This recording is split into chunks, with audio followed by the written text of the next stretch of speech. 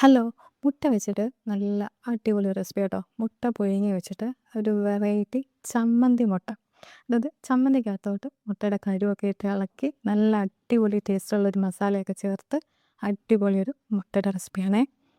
ആദ്യം തന്നെ നമുക്ക് ചമ്മന്തി ഉണ്ടാക്കിയെടുക്കാം. അതിന് ആദ്യം ഒരു കഷ്ണം മുളകെടുക്കുക, പിന്നെ കുറച്ച് ഇഞ്ചി കഷ്ണങ്ങൾ ഇട്ട് കൊടുക്കുക, പിന്നെ കറിവേപ്പില, ചെറിയുള്ളി ഉണ്ടല്ലോ ഒരു 4, 5 എണ്ണം ചെറിയുള്ളി എടുക്കുക, പിന്നെ മല്ലിയില മസ്റ്റാണ്, അത് മറക്കല്ല്. മല്ലിയിലയാണ് മെയിൻ ഇതിനകത്ത് ഇൻഗ്രീഡിയൻറ്റ്. മല്ലിയില എടുക്കുക, പിന്നെ ഒരു 2 കൈപ്പിടി തേങ്ങ, ആവശ്യത്തിന് ഉപ്പും കൂടി ചേർത്ത് നല്ല ചമ്മന്തി പരുവത്തിൽ നല്ല പച്ച കളറിൽ നന്നായിട്ട് അരിഞ്ഞ് കിട്ടും.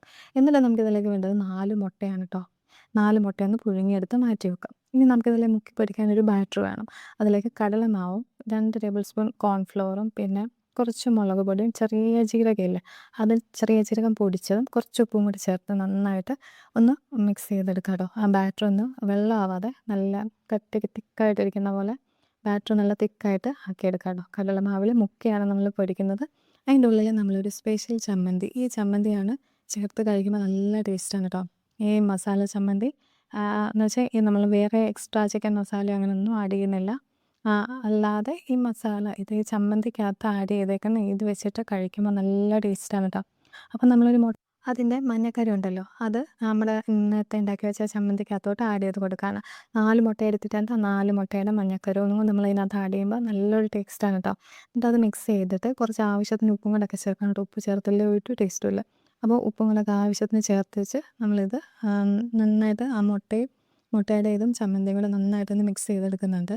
നന്നായിട്ട് മുട്ട അതിലെല്ലാം പിടിച്ച് നല്ല കുഴഞ്ഞ രൂപത്തിൽ കിട്ടണം. നല്ല ടേസ്റ്റാണിത് കഴിക്കാനായിട്ട്. എന്തായാലും നിങ്ങൾ മുട്ട ബജിയൊക്കെ ഉണ്ടാക്കാതെ ഇങ്ങനെ ജസ്റ്റ് ഒരു വെറൈറ്റി ആയിട്ടുള്ളൊരു ചമ്മന്തി മുട്ട റെസിപ്പി ഒന്ന് ട്രൈ ചെയ്ത് നോക്കണം കേട്ടോ. അപ്പോൾ നമ്മൾ മുട്ടയുടെ ആ ചമ്മന്തിയുടെ മിക്സ് റെഡി ആയിട്ടുണ്ട്. ഇനി നമ്മൾ മാറ്റി വെച്ചിട്ടുള്ള മുട്ടയുടെ വെള്ളക്കറിയിലോട്ട് ഈ ചമ്മന്തി ഒന്ന് ഫില്ല് ചെയ്ത് കൊടുക്കാം കേട്ടോ. ശരിക്കും നല്ല ടേസ്റ്റാണ് കേട്ടോ.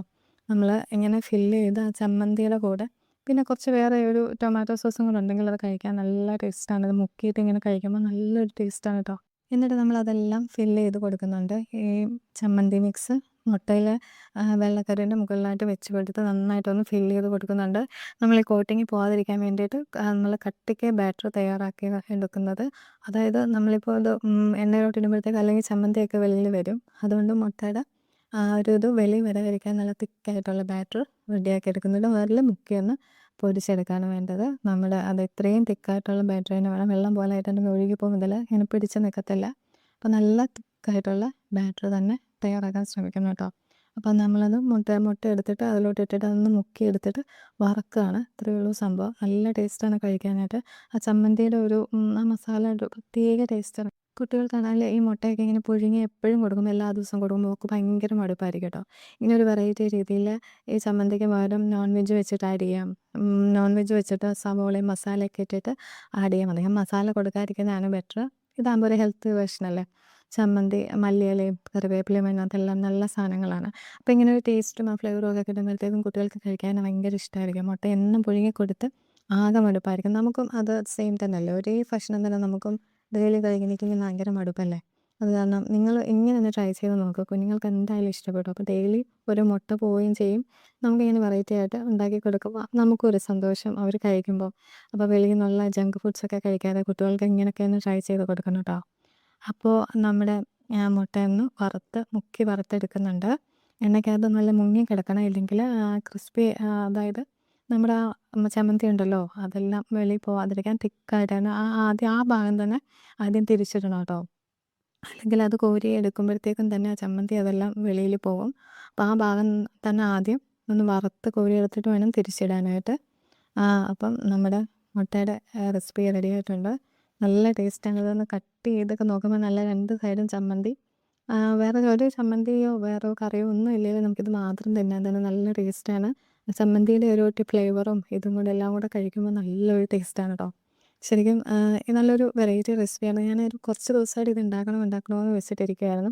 ഇപ്പോഴാണ് സമയം കിട്ടിയത്. അപ്പോൾ എൻ്റെ വീഡിയോ എല്ലാവർക്കും ഒന്ന് ഇഷ്ടമാകുന്നുണ്ടെങ്കിൽ ഒന്ന് ലൈക്ക് തരണേ. അതുപോലെ തന്നെ സബ്സ്ക്രൈബ് ചെയ്യാതെ കാണുന്നവരുണ്ടെങ്കിൽ ഒന്ന് സബ്സ്ക്രൈബ് ചെയ്ത് കാണണം കേട്ടോ. ഫ്രണ്ട്സിനൊക്കെ ഒന്ന് ഷെയർ ചെയ്ത് കൊടുക്കാം കേട്ടോ. ഇനിയിപ്പം വേനൽക്കാലമല്ലേ, അവധിക്കാലത്ത് കുട്ടികൾക്കൊക്കെ എന്ത് സ്നാക്സ് ഉണ്ടാക്കി കൊടുക്കണമെന്ന് നമ്മൾ ചിന്തിച്ചിരിക്കുകയായിരിക്കും. അപ്പം ഇതുപോലെയുള്ള വെറൈറ്റി നല്ല ഹെൽത്തി ആയിട്ടുള്ള റെസിപ്പീസ് ആയിരിക്കും എൻ്റെ വീഡിയോയിൽ. അപ്പം എല്ലാവർക്കും പുതിയൊരു വീഡിയോ ആയിട്ട് കാണുന്നത് വരെ താങ്ക്സ് ഫോർ വാച്ചിങ്.